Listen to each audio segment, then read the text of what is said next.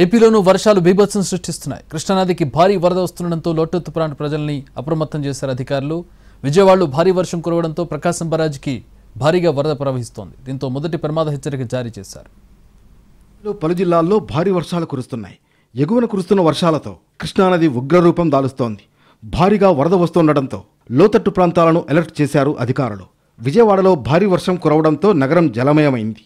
భవానీపురం సహా లోతట్టు ప్రాంతాలు నీటిలో నానుతున్నాయి. రోడ్లపై నీరు నిలిచిపోవడంతో జనం తీవ్ర ఇబ్బందులు పడుతున్నారు. ప్రకాశం బ్యారేజీ వద్ద అధికారులు మొదటి ప్రమాద హెచ్చరికను జారీ చేశారు. లోతట్టు ప్రాంతాల ప్రజలు అప్రమత్తంగా ఉండాలని సూచించారు. ప్రస్తుతం బ్యారేజీ నుంచి 3,97,000 క్యూసెక్ల వరద నీటిని దిగువకు విడుదల చేస్తున్నారు.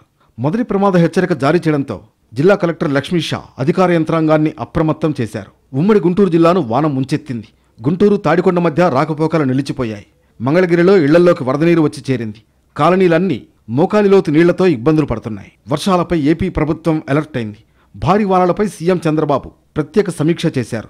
అన్ని జిల్లా కేంద్రాల్లో కంట్రోల్ రూమ్లు ఏర్పాటు చేశారు సీఎం. నదీ పరివాహక లోతట్టు ప్రాంతాల ప్రజలు జాగ్రత్తగా ఉండాలని ప్రభుత్వం సూచించింది.